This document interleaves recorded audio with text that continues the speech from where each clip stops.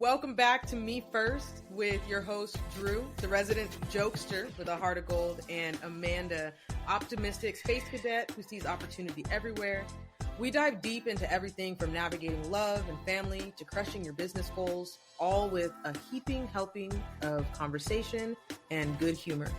So make sure you subscribe and join the Me First fam. New episodes drop 3 weeks out of every month on the second, third, and fourth Thursday. Want to know more about a specific topic? Let us know in the comments. Welcome back to Me First. Thank you for joining us this week. We have got a great episode for you. This week, we are talking about workplace culture and got a question for you. Is your boss the reason that you're sick? We'll talk to you about it today. So before we jump in, Drew, how you doing? Well, I'm struggling today, but life is good. Everything's good, guys. Got a little sound problem over here. Electronics don't want to work today, but it's a good Saturday. I'll let y'all know I was over here fighting for my life because I didn't want to be the bearer of bad news. I'm like, Drew's like, you hear me now? My head's cut off. Head's cut you off. Can't hear me. Yeah, it's just struggle is real today. But it's all good. We're going to push through. All good. How's your day? My day is good. And I told you off air, I have a story I'd like to tell you. And, yes. We're talking about workplace culture today. And just to kick us off, this isn't necessarily a workplace culture thing, but it kind of ties in. And it's really about clarity, being very clear with the parameters of your workplace, with what flies, what doesn't, with when you make a request, what is the request? When is the deadline? What is the expectation? And so some of you might not know that I have never cooked a brisket, smoked a whole brisket. And this week, tomorrow actually, I have invited family and some of my closest friends, Drew included, to come and partake in a brisket that I will be smoking and serving. Now, I'm a decent cook. I'm a good cook. And I didn't hear you. What'd you say? I said I'm a good cook. I'm actually more than decent. But there we go. I'm feeling a little anxious about this. I called my sister-in-law and I was like, hey, have you ever made a brisket? I'm thinking about having Sunday dinner and this is, what I'd like to make. She's all for it, and we're, figuring out what the sides are going to be, this and that. They're real busy. And she got a new smoker for my brother. And that's what we're going to use for the brisket. And so as I'm doing my research, I'm like, oh, this thing's going to take somewhere between 12 and 18 hours to cook. And so I was like, okay, so this thing is going to need to go on probably before I go to bed.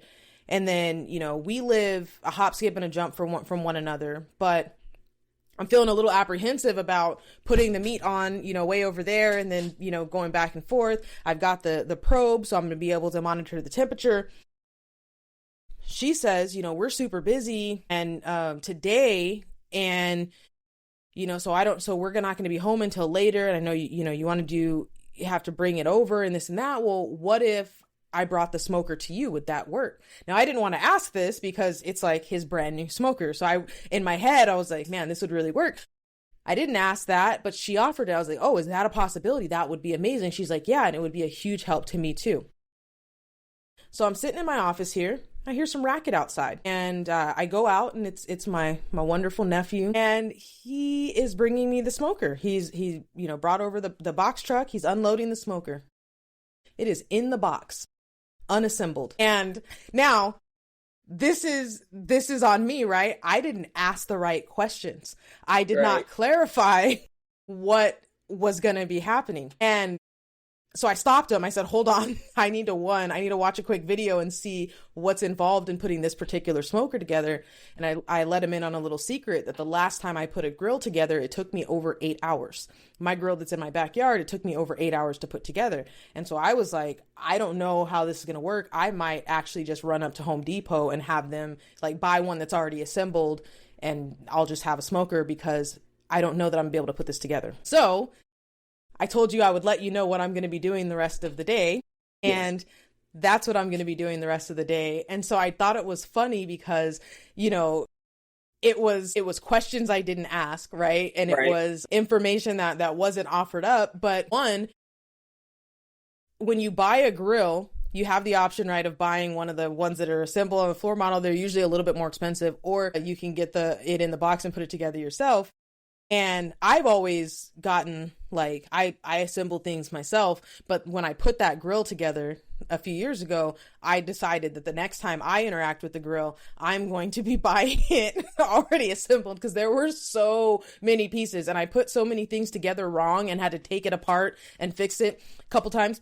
So I thought that was funny coming into this episode, because we're going to be talking about workplace culture. We're going to talk about, the definitions around a good workplace, a bad workplace, and one of the specific pieces of, what is in a good workplace. I think a lot of people will attest that, some of that comes in with clear policies, clear understanding, clear clarity. And some of that is on the employee, right? In this case, I'm the employee and I didn't ask for clarification. So Des, if you're watching this, when Gato got here, I was like, hold up.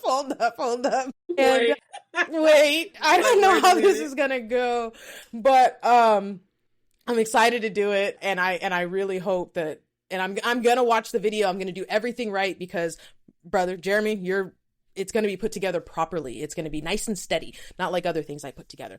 Anywho, let's go ahead and move on. So as with anywho, man, like, let's not talk about my coffee table. If you like, we don't move that by trying, because the whole table will come up. I'm going to do a really, really good job. And I'm glad this episode isn't going to come out until far after. So he's going to listen to it and he's going to be like, let me go and check all these screws. Shake this thing around. Just shake this thing around, or just double, triple check. Right. Man. So, so do you feel like that tracks, so that's kind of what came up to mind when we were talking about workplace culture. And I was just thinking, I was looking at that box in my backyard and I was like, I did not clarify. And, this isn't a small grill. And it's not just a grill, it's a smoker. So it's got like a pellet thing on the side. Yeah. It's a whole thing. Right. And I just thought to myself, you got to ask more questions. And you're going to do that today. And trim the brisket and get it seasoned and get it on before I go to bed. Yeah. Because if I don't, guess what we're not having tomorrow? Right. Yeah.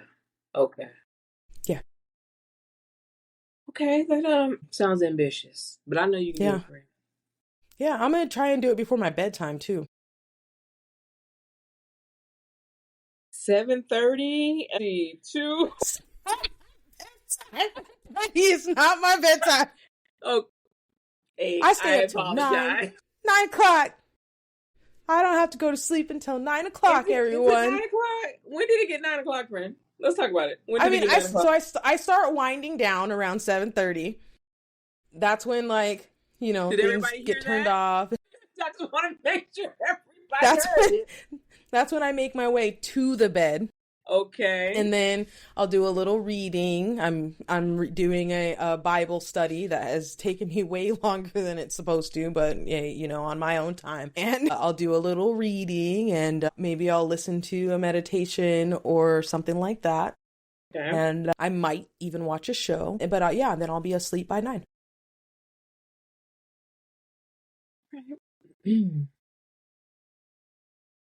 So, Drew, are you familiar with this?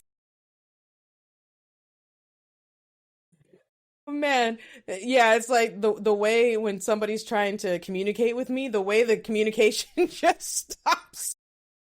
I'll wake up and I'll be like, and what I do when I wake up and I see that communication has stopped and there's like a new message, I always look, what time did they send this? Yeah. I'm like, did this get sent to me at 7:59? And I was just like, no, done. It was over. Like, we all know that. But the nice thing about it, you pop back like you never left. You just jump right in the conversation like you were never gone. Yeah, very true. Very true. I'll wake up at 5 a.m. like, yeah. You're right. I forgot already. I'm like, what is this about? Oh, I got to scroll up. I got to scroll up a little. Dude, that's so funny. Have you ever heard of the Sunday Scaries? I haven't. What's that? You haven't heard of the Sunday Scaries? So like, this is what I used to say, and this is what I used to feel. At 3 o'clock on Sunday, I would just get sad. The weekend is over and my me time is done. And now I am in, preparing mode, getting ready for the week, getting ready for the day. Now, I've always loved Mondays. They've always been my favorite day of the week. Now, Tuesday, that sucker can kind of go somewhere. Like if it was like weekend and then, a bunch of time off and then a Monday and then like go back to some time off, I would love that. Yeah. That would be for me. But the Sunday Scaries are, that feeling that many people describe getting on Sunday before the day before going back to work after the weekend. It's kind of that, for some people it's probably 3 p.m. for me because I go to sleep early. For some people it's 5 or 7 o'clock on a Sunday when they start to feel some kind of way about tomorrow is work. Makes sense. I think I'm thinking of calling it something different, but we'll save that for another time. So yes, I am familiar with what you're saying. I'm so interested at what we're calling it. We're saving Is it going to get us flagged? Yeah. Take the whole video down. Take the whole video down. Can't do it. It's like I'll have to check that box. Yes. When I post it on YouTube, it's like, yeah, man, well, the Sunday Scaries happen. And arguably, some of that can have to do with a toxic workplace culture, with a workplace culture that really, doesn't make people feel excited to be going to work and feeling like they are accomplishing something really important. According to a MIT Sloan Management Review article, 1 in 5 employees have left a job due to toxic culture. So 20%. And that is where businesses are failing. More and more companies have a bad workplace culture, and leadership is to blame, in my opinion. At the end of the day, I believe it starts at the top. And the question that I ask to you, those who are listening, do you dread going to work on Monday morning? And where are those feelings coming from? So before we really dive too deep into talking about a bad workplace culture, really want to talk about, what is workplace culture? What does a good culture look like? And what does a not so good culture look like? And how do those sometimes even blend together where, it's not necessarily black and white? I've heard of places where, the team culture is really strong, phenomenal. People love and enjoy their teams, but the overall workplace culture is not something that, the company culture is not something that they're excited about.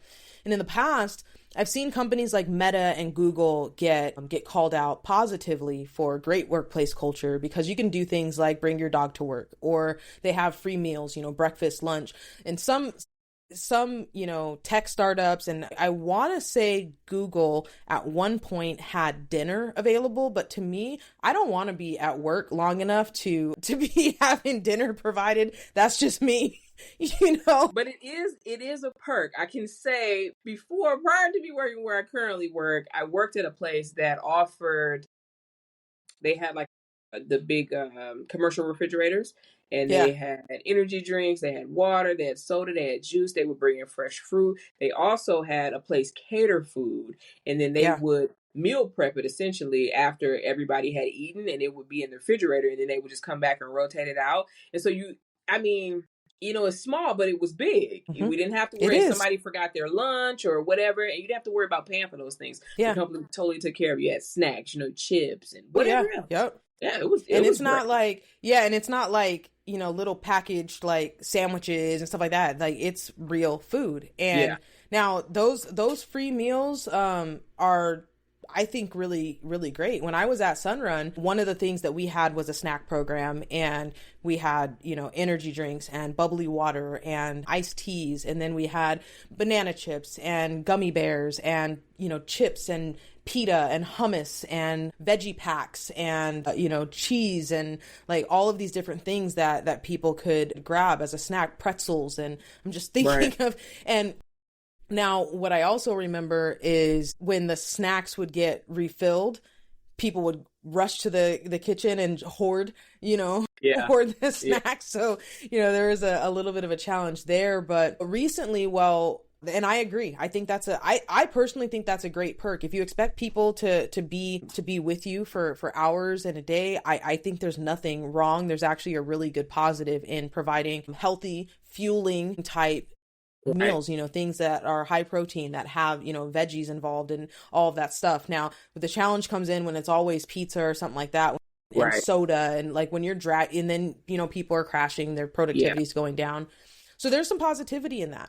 But recently, Meta's in the news for firing some workers for misusing their Grubhub meal voucher program to buy household items, or by going over budget on the voucher program. So posts on an anonymous work social message board called Blind appeared to confirm some elements of that story, which originally was reported in the Financial Times.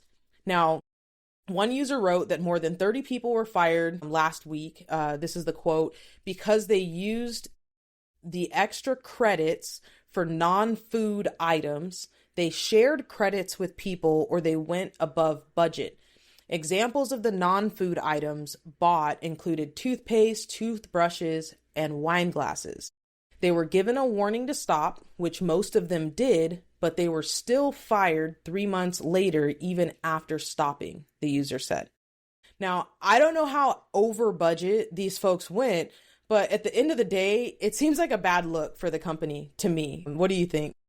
I would agree that seems pretty excessive. I would say, everything to me is a necessity that they may need. You want them to show up to work. You want them to have good hygiene.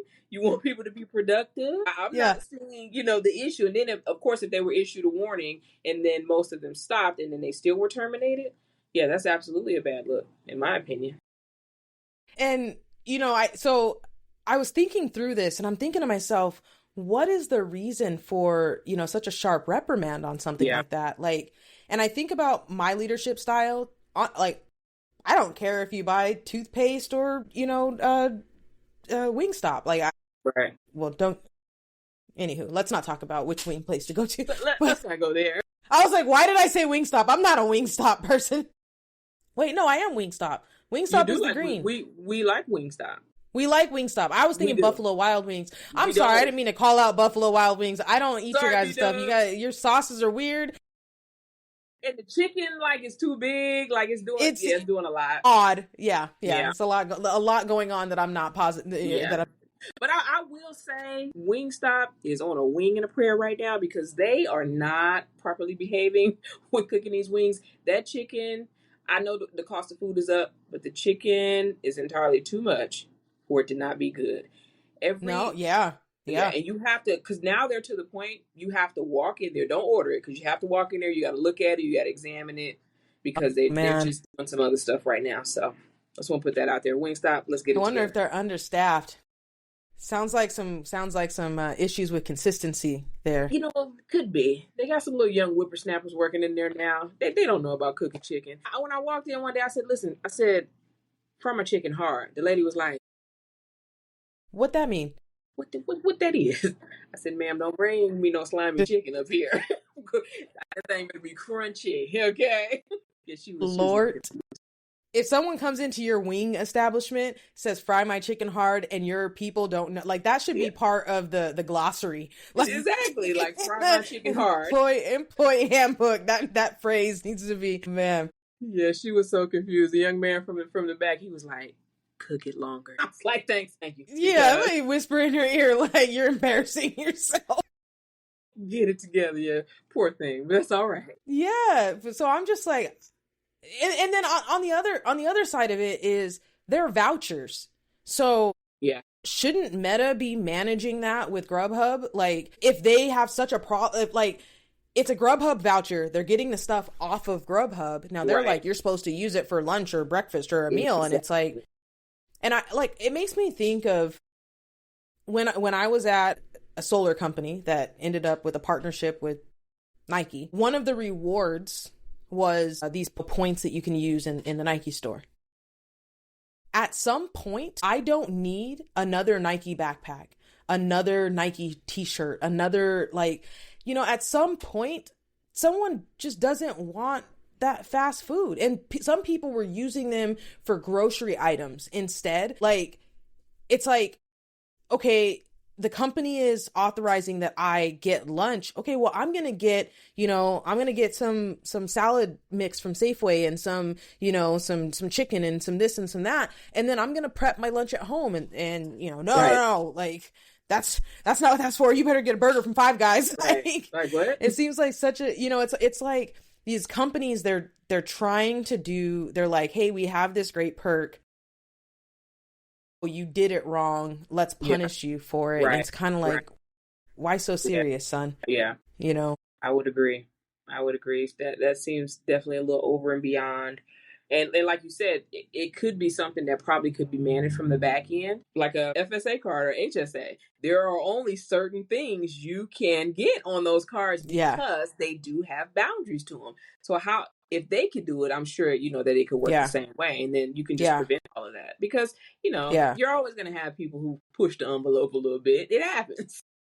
Yeah, I'm going to put in this little code when I have my, whatever, my ice cream bars or whatever it is that I decide, I'm going to put in this little code. If the code works, I'm going to assume voucher's good for ice cream bars.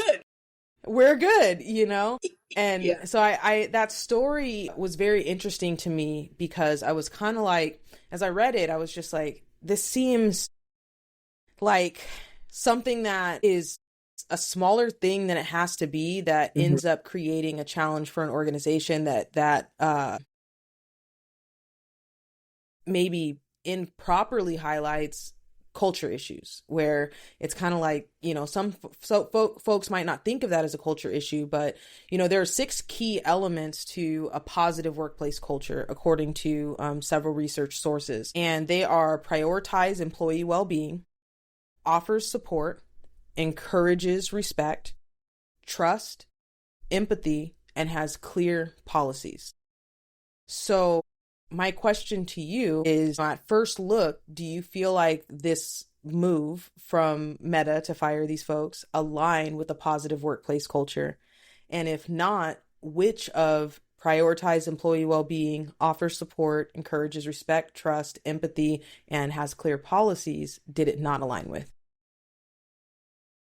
Well, I'm going to go, no, this would not scream a positive work culture to me. And I would say that it probably is misaligned with a few of these, but definitely having clear policies and not offering support, because if people are making a mistake based on the company not outlining and defining clear policies, is that an employee problem or is it an employer problem? To me, they should take the responsibility and say, hey, we have failed to give you guys clear guidelines. That's on us. So let's revamp, let's revisit this, retrain, and let's move forward. Not fire 30 people because they did the wrong thing, quote unquote. That maybe they didn't know was the wrong thing. So I would say no. Well, and then according to the excuse me, you passed that to contagious. Me. It's contagious. No, and then even according to the person on Blind, they were saying that these folks were warned, corrected, and then fired later, even after there were no more infractions. And it's kind of like, that's strange. Very. And what's the reason for that? And how would they think that would, scream positive culture? That definitely is a lack of trust. We had the conversation. Yeah. I've done what you've asked me to do and made the correction, and then I still lose my job for that. Absolutely a breach in trust there. Yeah, no, that doesn't work. Yeah, it doesn't work. And, you obviously have to have rules. You have to have standards. Like I said earlier, I don't really care if someone uses it to buy burgers or toothpaste. Doesn't matter to me. Yeah. If I'm the leader, I don't care. Question to the company, if I was, coming in and I'm like, hey, what's the issue here? Why was that such a problem? Toothpaste, toothbrush. Because I'm sure it's clearly defined somewhere that you have to be appropriate with your hygiene. You want people to be presentable. Yeah. I'm sure you have those policies in place. So why would that be an issue? I could see alcohol, things like that. But why would this be the problem? I Yeah. would want some Yeah, and understanding I with guess that. somebody bought wine glasses, which it's like, Did they okay. buy the wine? I Yeah, and like to drink my I'm like they cranberry sell juice. wine glasses on Grubhub. You gave me a Grubhub voucher. I'm Exactly. trying to have a wine glass at my desk from now on because Exactly. I'm here. I just want to feel so like I think I thought about that question of like why does it even matter? And what I came up with, and this is just me, I haven't done the research on this. I was thinking maybe they have this program like sat under a specific part of the budget that aligns with meals, and somehow that their tax write off that they're getting, because they're not just giving these meals away, right? So the Absolutely. tax write off that they get aligning with that, I figured it probably had something to do with that. Like, hey, Which we is wrote this fair. under here. If you guys are Yeah, doing this, it doesn't, we absolutely, don't want which to is be committing fair. fraud. But if you are executive leadership, I'm individual contributor. I don't know the back I end don't know business. that. I Yeah. don't have a clue what's going on back there. So again, the responsibility falls on the employer to say Mm-hmm. these are the guidelines that you need to fall within, because I have no idea how it works on the back end. Not my Yeah. issue. Yeah. And, I think one piece that I don't see here is, so we've got prioritizing employee well-being, offer support, etc., etc. One thing that I don't see here is transparency, and I do believe Love that that. that is a challenge with transparency, because a lot of leaders have a problem with knowing how much to share or Yes. how to share sensitive things. If they're like, well, we don't want to talk about budget line items, and at the end of the day, it's kind of like, why not? Like, if you tell an employee like, hey, as an organization, we're writing this off under meals, and if we get audited and you're doing a bunch of toothpaste purchases, like, Yeah. hey, you can buy that under your FSA, which we Right. match, this amount every Yeah. year. So like, you can, if you're just transparent and explain it, then people are going to understand better. Yeah. You can get them to buy in the vision if you just be true. I totally agree with that. Yeah. Totally. Yeah. Yeah. And so, that kind of begs the question of, what does bad workplace culture look like? And I'm not saying that Meta has a bad workplace culture. I've never worked there. What I am saying is that this instance to Yeah. me looked like an opportunity to improve in the culture. And so when we talk about toxic or bad workplace culture, we're talking about dysfunctional behavior. We're talking about drama, infighting, poor communication, low Mm-hmm. morale, not prioritizing employee well-being. And then we have what are called the toxic five. So disrespectful, non-inclusive, unethical, cutthroat, and abusive. So Uber, for instance, has been publicly criticized for its toxic work environment since 2017.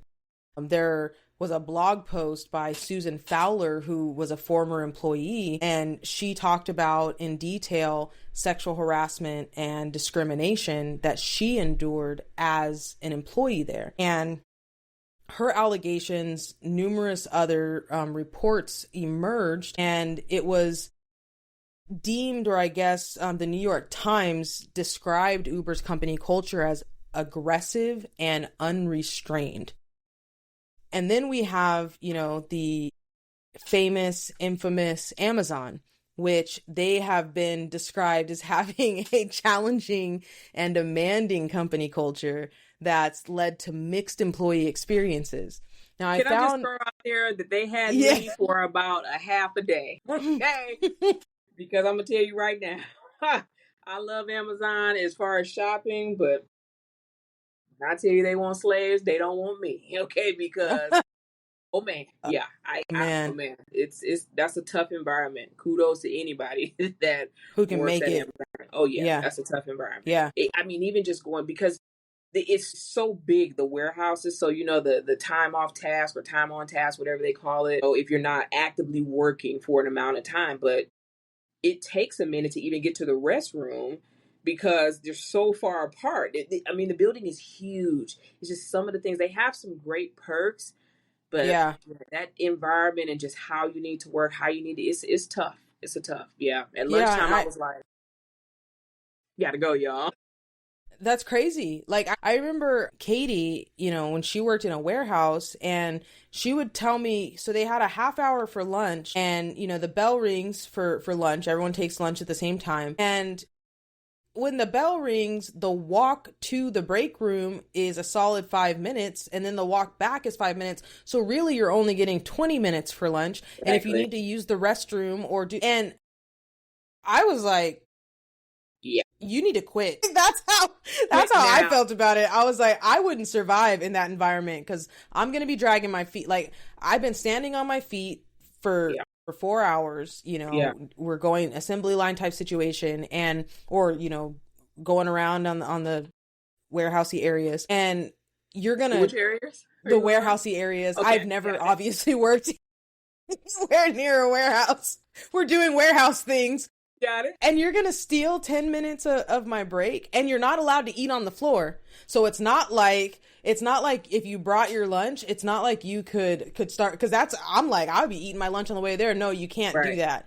Yeah. You can't be on your phone on the floor, even if it's break time, for safety reasons, of course. But yeah, so no, and Amazon has been described as having a demanding company culture, and some people love it. Some people have said this is amazing. One source noted that while some employees thrive in Amazon's fast-paced, brutal environment, others find it unsustainable.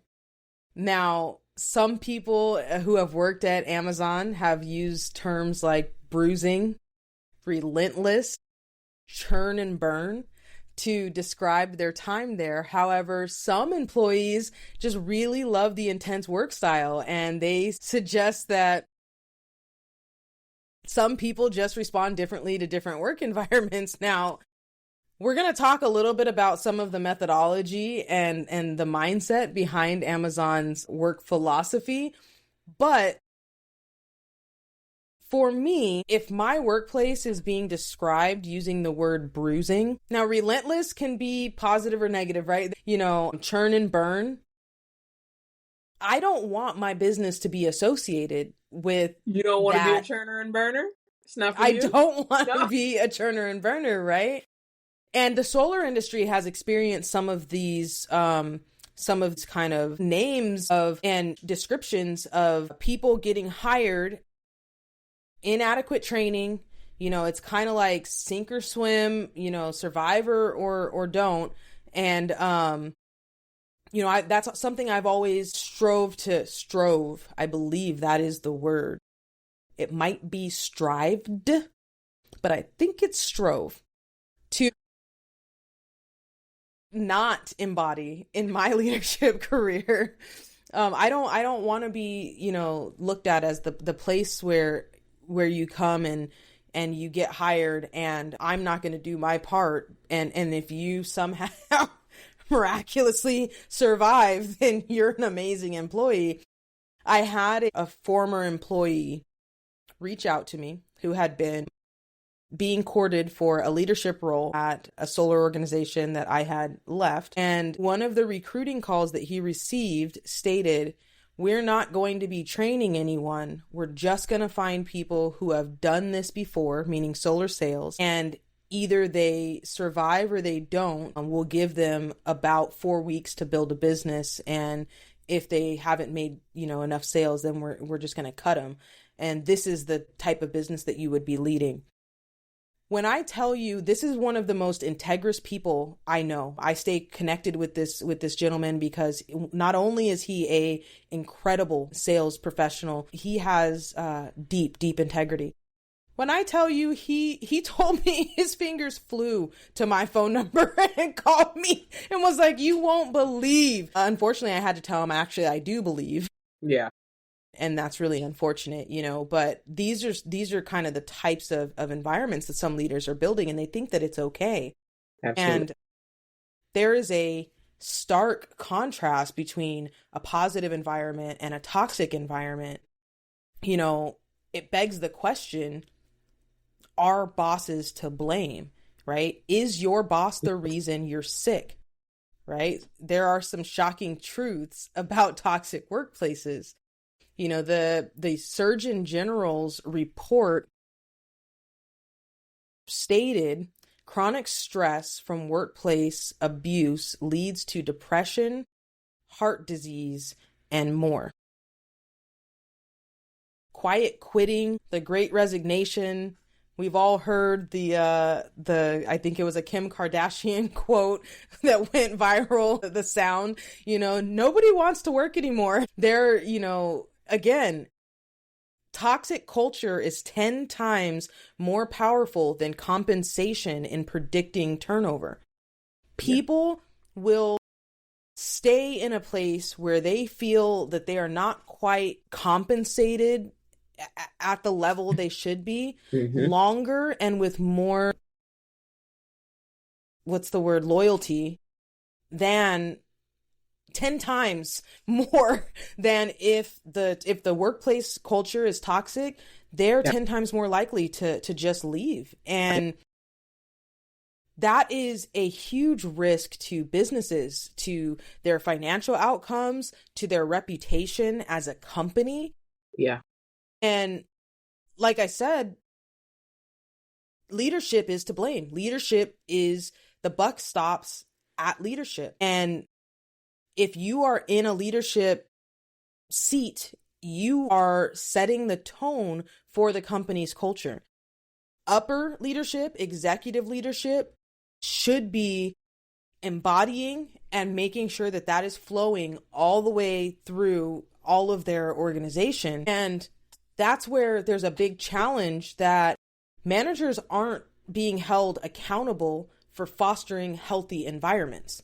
They're being held accountable for financial outcomes. They're being held accountable for turnover, or, you have some managers who are sitting in positions where their turnover is, 2 or 3 or 4x fold of their hiring. And the employees are being blamed over and over and over. Oh, that was a bad hire. That was this, that was that. Well, your culture is crap is what it is. And not saying that every person that you hired should have been hired, but if you have bad hiring practices, you probably have a leadership team who doesn't truly understand what your culture is and how to hire. They haven't been trained. They're not getting training and development as leaders.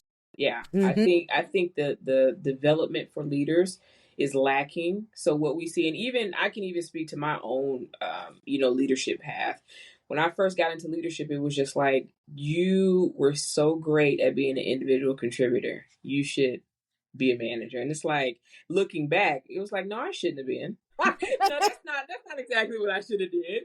Because there was a time where I can safely say today, I was a horrible leader, horrible. And I had to learn over time, turnover, people just flat out telling me like, hey, listen, you have XYZ problem. This is how I feel about you. And getting to a mature place in my leadership, I think, to be able to accept that, because it's hard to hear crappy stuff about yourself, but your employees will tell you if you're crappy or not. They will let you, everybody will have those one-offs of people that just don't care for you. Cool. But if you have the majority of your staff that just doesn't rock with you, then, you might have a problem. But, what I see is a lot of arrogance, a lot of self-centeredness as far as managing. And it's like, you're here to guide and lead your team. This isn't all about you. This isn't your show. And I think that is so very lacking right now.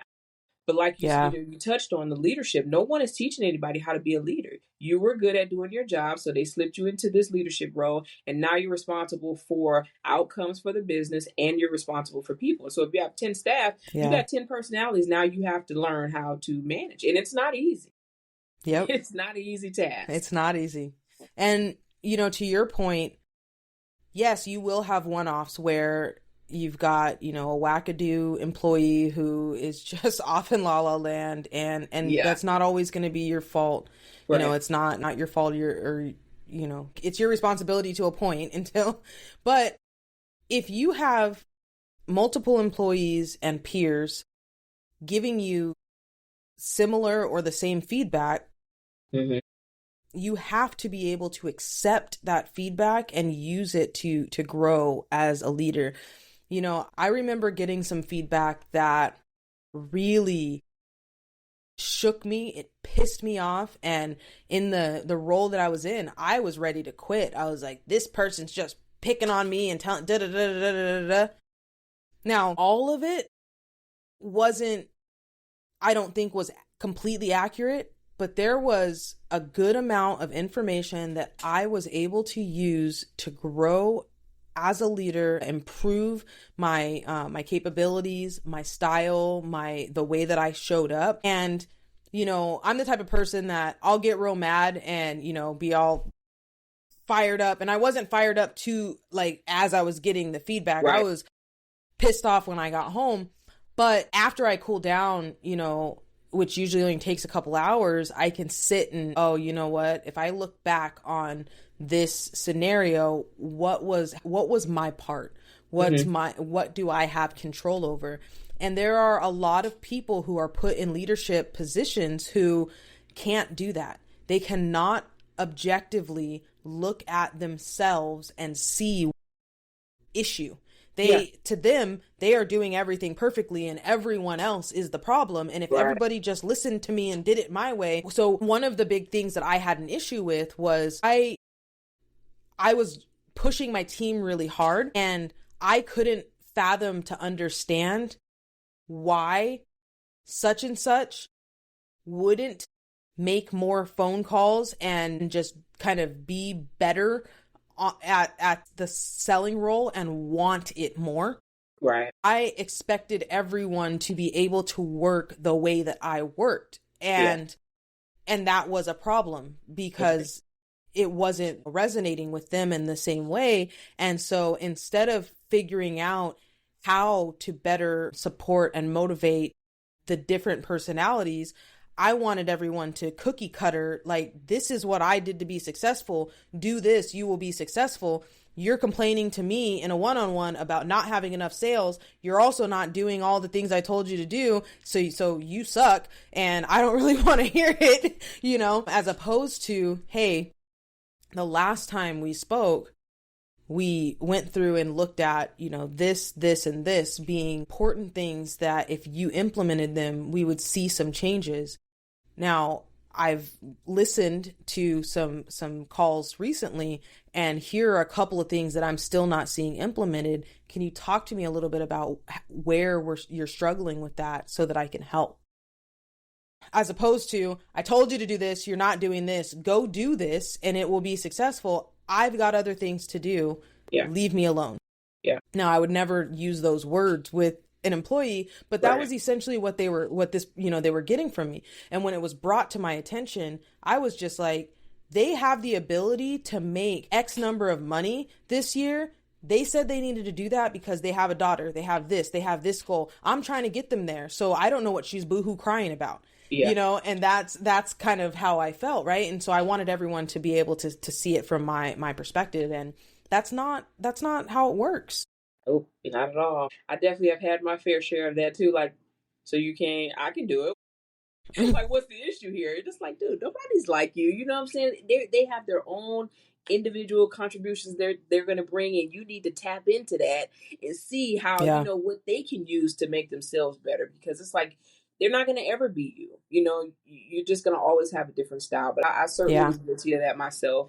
And I think what really helped me, I mean, I was young when I started managing. There was really no guidance. And so I'm doing what I've seen and what people have shown me, and not really understanding the impact that has on your staff. And it's like, man, and even I would say most recently when I stepped out of managing and became an individual contributor again is when I really got to sit down and say, okay, you were doing X, Y, Z. You hate that. How did you make some other people feel when you were behaving this way? And it's just like, bro. So now, if going back, should I choose to go back into that role, I really can identify and kind of pinpoint some things that certainly would need to be rectified, or that I just wouldn't do anymore. Because, being an individual contributor it's tough when you have poor leadership. It's tough. Mm-hmm. It really can It make the really, really days is. hard. It's just like, because the work is going to be what the It work is going makes to it be. not fun. The Oh work is yeah, going to be, and yeah. yeah, and it makes it not fun. And that's, earlier we started this conversation talking about the Sunday scaries, and a lot of that is where those scaries are coming from, because they feel like, people feel like when they get to the office or to the workplace or to the work site, they're not going to be supported. They're, Mm-hmm. not going to get, what they need. I remember, I don't know if I've told this story on the pod before, but I remember I was managing this store with a restaurant organization that I was with in the past, and I would often get calls, and like the phone would ring around shift change, and servers would pick up the phone, and I would be, in the office, I'm, counting in, or I'm reading the red book or whatever, and someone would call out, "Hey, man, did you just get here, or are you closing?" And, "Oh, I'm closing," or "No, I'm mid. I'm going to be here until, it dies down," or whatever. And then, da da da da. And then the phone call would end. And after a few times, I just thought that was weird. I was like, why do you always answer the phone and then ask me if I'm closing? Yeah. And they're like, some of the servers, they call in to see who the manager is going to be, or the closing cooks call in to see who the manager is going to be, because they want to know if they're Mm-hmm. getting slammed. And this was happening on Fridays and on Saturday. If they Mm-hmm. want to know if they get slammed, are they going to be supported? Yeah. Like, I come to find out there were managers who wouldn't greet tables or bus tables or jump Yeah. on fry. They didn't know each station. They wouldn't bust suds and wash dishes if they needed to. They wouldn't get out if we ran out of prep, and like be like, okay, I'm gonna prep this for you guys because I know we're getting slammed. And because I had come from doing those jobs, Right. for me, I think and also, like, what do I look like just walking around with keys and Right. While your team is struggling, the like, restaurants going down around, But come to find out, there were some of yeah. my counterparts who walked around with keys, and if the dish pit was getting run over, and the dishwasher person was our backup fry cook, and if fry was getting slammed and the dishwasher would go over there, and then the dish pit's getting backed up and now there's no silverware, they wouldn't go in and run silverware. They would ask some of the servers who are running around with their, like, trying to stay afloat to do it. And that, things like that are what cause people to get those Sunday scaries, is if they think they're going to get to their place of work and they're not going to be supported. They're not going to be valued, and they're going to be basically fighting for their life for, whatever shift they have. And Totally so agree. that kind of, you don't want to feel like you're treading water, or you're just barely keeping your nose above water. And then the crappy part sometimes, which I tend to experience in my current situation, is it's like you're fighting for your life. You're doing all you can. You have leadership that's just like, "You did yet? Okay." You're not, keep going. And then when it doesn't They're go, all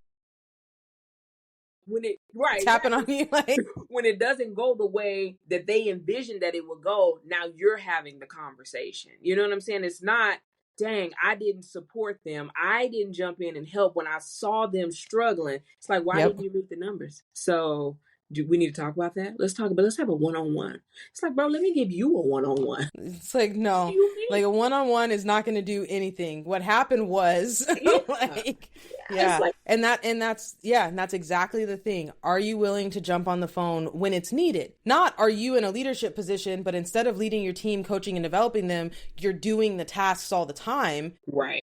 That's another side of it, where it's like, no, you can't be doing the tasks when you're not needed to do the tasks. Like, that's what the people are there for. You're supposed to be leading them, encouraging them, helping them, training them, making things better. But if the ship is going down, are you going to grab an oar? Yeah. Like, Like, we got to stay afloat. And they don't have that right now. And even when I was coming up in my management, I remember I had a operations executive leadership say to me, "I think you have the wrong idea of your supervisor." And I just was like, "No, I think you have the wrong idea, because if the job is not to jump in and support and to help when it's needed, what is the job? Like, yeah, we got to run numbers. Yes, we have to get the results. But if your people feel supported and appreciated, they're going to give you 110%. but sometimes they may just need a little help. And it's Yep. like managers just like, no, I shouldn't have to do those things. It's like, why? Why wouldn't you want to be so well versed in your business that you know every single role in there? So Yeah. if you're Yeah. needed, you can jump in. But it's like these managers, they don't have a clue. They just show up, they do payroll, they do the schedule, and then it's like, oh, I'm going home. And to Yeah, me, and if yeah, that's just exactly. not And the way. if it was needed, if something came down to where it was needed, they Yeah, wouldn't be able to right, help and support anyways. right. It wouldn't be a thing.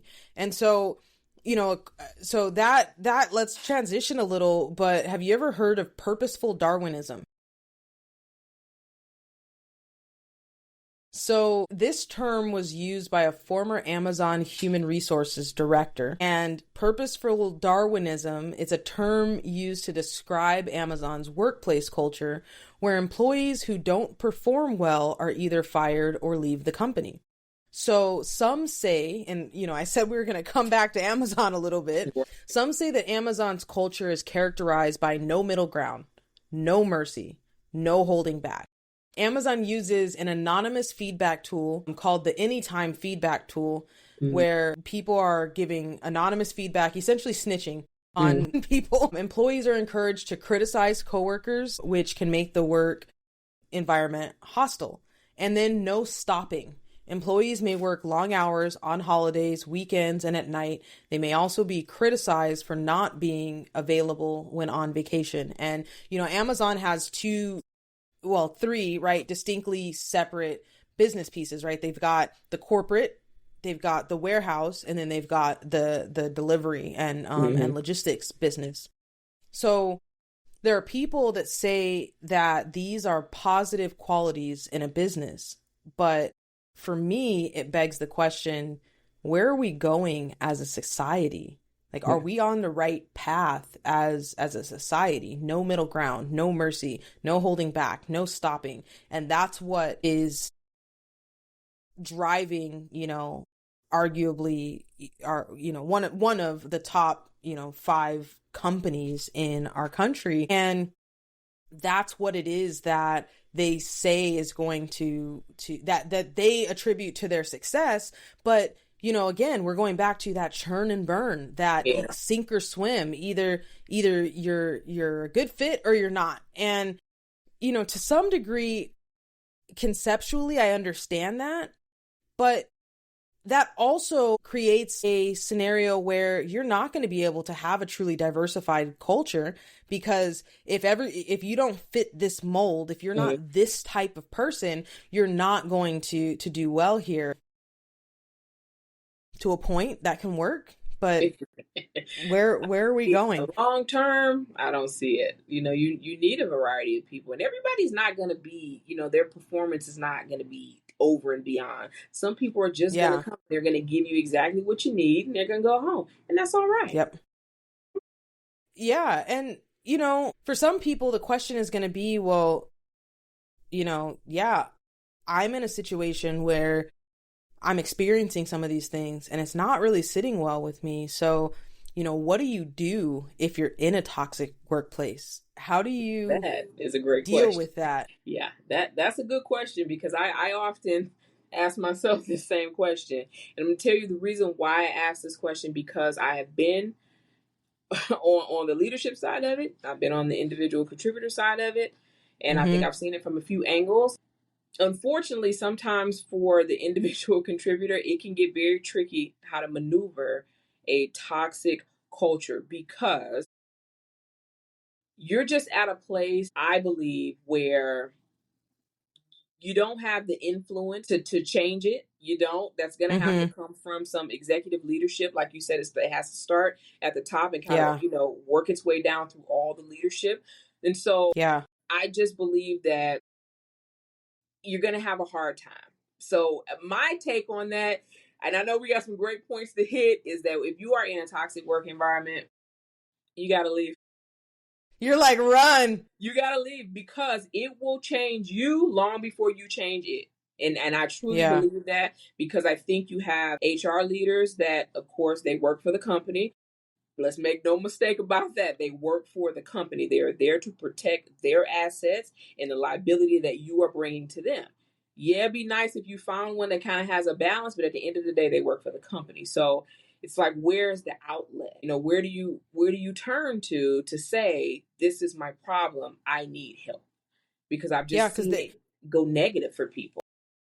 yeah, and there's actually an interesting point that I'll make on the HR side, but there's, to your point, when you feel like you have nowhere to turn, or you did turn somewhere, and because HR's role is to protect the company, to mitigate risk, to make sure that we are firing people in a way that we are not going to get sued. That's the goal, right? Right. So, what do you do? And, some advice that's given is document the incidents of abuse or harassment. Now, my mom taught me a process called CYA, and some of you may be very familiar with this process, and I am a big believer in it.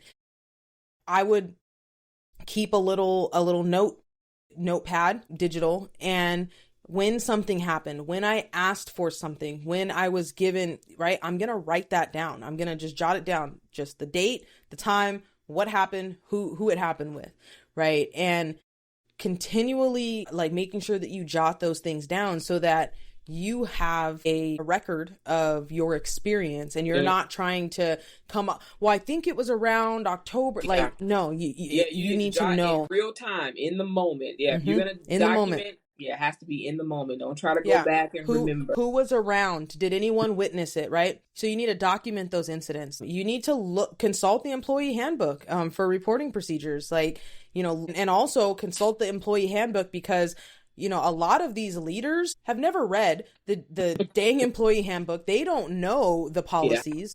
Yeah. HR is not, running regular meetings or one-on-ones or training events with the leaders, and if they are, they're not going over the policies and procedures and making sure that they do.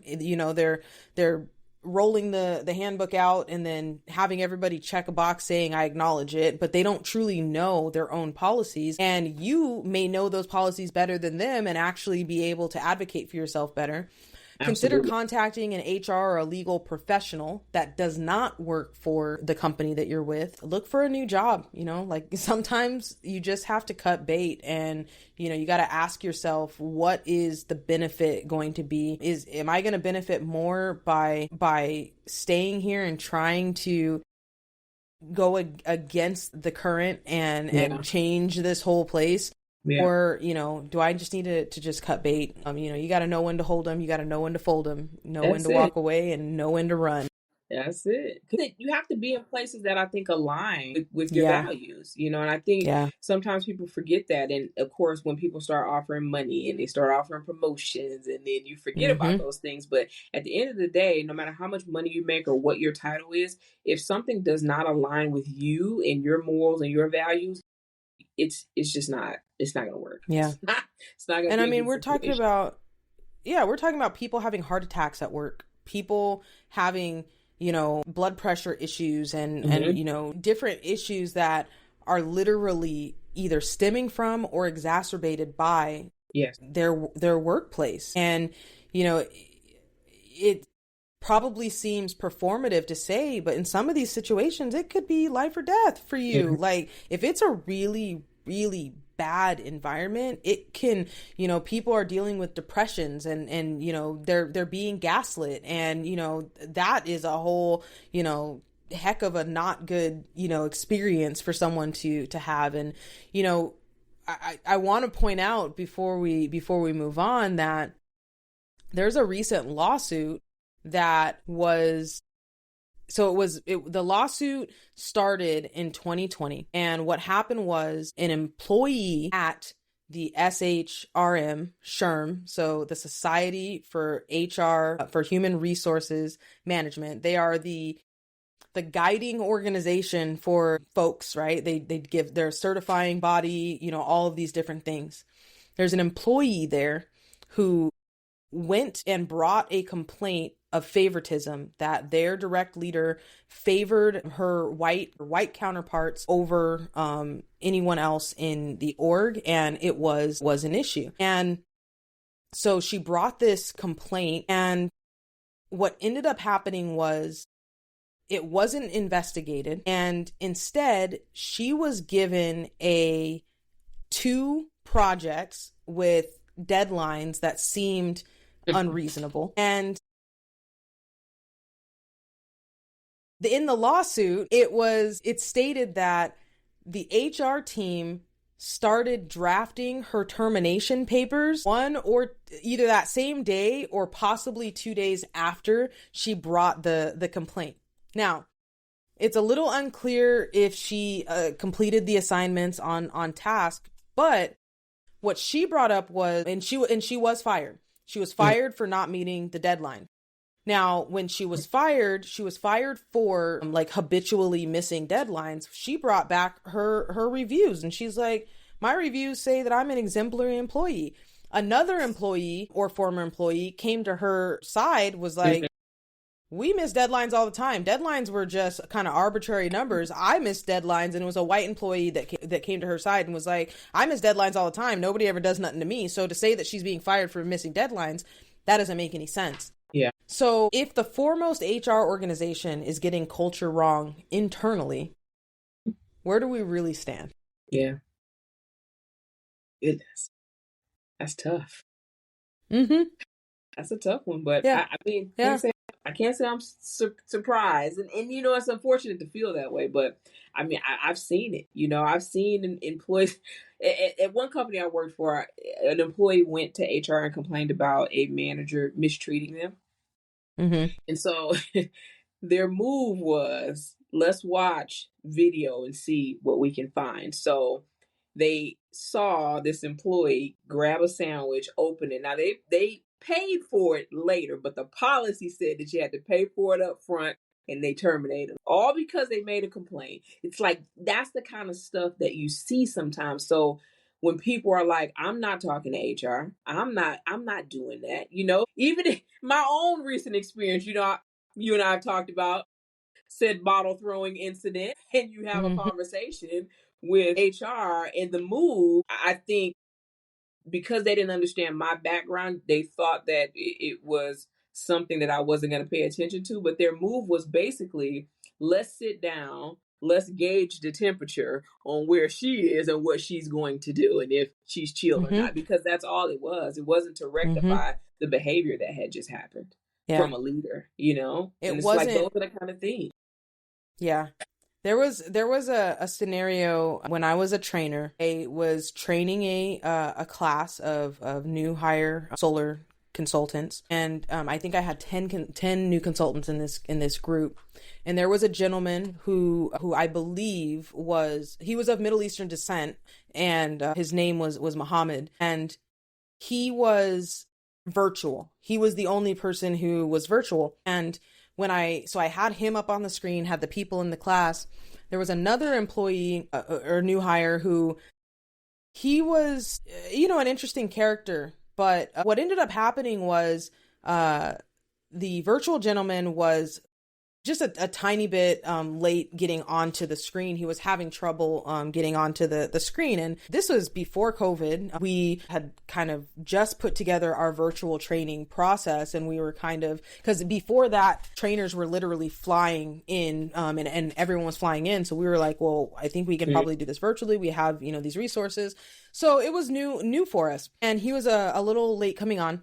And one person in the group, I was like, is everybody here? And one person in the group was like, oh, we're missing. And they're like, what's his name? And this other gentleman started making sounds that were slurs. He's like, oh, his name is, and something clicked in me. And I was like, absolutely not. No, Get up right now, out. Yeah. And that was my reaction, because for me, I was like, this is unacceptable, because to me, it was clearly a racial or cultural slur. Right. And he thought everyone was going to laugh and it was going to be funny and this and that. And I was like, no, we are not doing that. Yeah. And my blood was boiling a little, and I kind of got he got online. I got the class on a task. I think I left this guy outside for like 20 minutes. I got the class on a task. And then I went out and I said, hey, come with me. And we walked down and I went through the whole scenario. My leadership, team. So obviously someone hired this guy and thought that they were going to be a great person on their team. And I was just like, absolutely not. Like, this person does not fit the values of our organization. And if we keep him on, we are sending a message that we tolerate this and we don't. And I was so steadfast in it. And our director at the time, he actually pulled me aside. Great gentleman. I learned so much from this guy. He actually pulled me aside after the fact. And he was like, the fact that you stood your ground on that and were not wavering, and you were so, like, he said, that meant so much to me, knowing that I have the right person in this seat. Because part of what we're doing when we have new hires is we're making sure that they are absorbing who we are, and we are teaching them who we are as an organization. And that instance, in the moment, I was a little bit scared because I was like, oh crap, like, am I gonna get in trouble for overreacting and embarrassing this guy? But to me, I was like, no, like, and if I do, like, I gotta go, because that's not acceptable. Absolutely. Totally agree. Jeez. Yeah, that's brutal. Yeah, it was gross. I was just like, I could imagine. Like, why would you think that would be okay? Yeah. And the rest of the class, I had others come up to me appreciating, like, I've been in environments where something like that would have gotten swept under the rug. And, the fact that you guys aren't doing that here. And I was just like, I didn't know how to sweep something like that under the rug. I was like, this is discrimination. Like, straight up, clear. You're so blatant with it too. Like, you just in front of everybody, like, okay. Because he had been in scenarios or in environments where that's the way that they talk, and everyone talks like that, and it's okay, and it's oh, he was just joking. No, that's not a joke. That's not how we joke, So it starts with leadership. Agreed. It really does. It could have been easy for me to be like, oh, ha, like, no, we're not. We don't, let's not do that and then move on. But what that does is just say, we just kind of don't do that. Exactly. But with your reaction now, whoever was watching, now we don't do that. We're just not having it. Yeah. We're just not doing it. So, that's good. Yeah. So, there's a lot of danger in toxic workplace culture. It starts at the top. Your leaders from the top down are responsible for setting the tone of who the organization is and upholding who the organization is. I want to challenge you, if you are a leader, if you're in a leadership role, take responsibility for creating a positive workplace environment. Now change is possible, but it requires a deliberate effort from both leadership and employees. And if you're the one person out there alone in the sea of attempted change, you may just need to go and get a new job, and when you're looking for a new role, find out about the culture, ask those questions. You're interviewing them too. And I know it can be tough because the job market's tough, all of those things, but just know that if you don't, you're potentially going to end up in a very similar situation just a couple of weeks or months down the road, and you haven't, solved anything. So folks out there, we want to hear your experiences. Join the conversation about workplace culture. When have you experienced a great workplace culture? When have you experienced a very challenging workplace culture? And how were you supported or not supported? How did you react and rectify? Or did you say, you know what, I got to grab my backpack and head on out, right? And as our journal prompt for this week, really take a moment to journal and write about how your workplace is supporting or not supporting your personal well-being. And, if you are in a position where you're benefiting greatly from where you are spending the bulk of your time, which is at work, or are you having some negative consequences from that, from a toxicity standpoint? I I'll want be doing to. my journal. You're Can't going to be wait. doing your Oh journal. yeah. So share your notes in the comments. And I want to share and just reiterate that toxic culture is 10 times more likely to cause turnover than compensation. And this isn't just hurting employees. Companies with a strong corporate culture see a 4x increase in revenue growth. Good culture makes sense for businesses, and if a business is not prioritizing culture, they don't care about you. Thanks, everybody. Thanks, We'll see you next guys. week.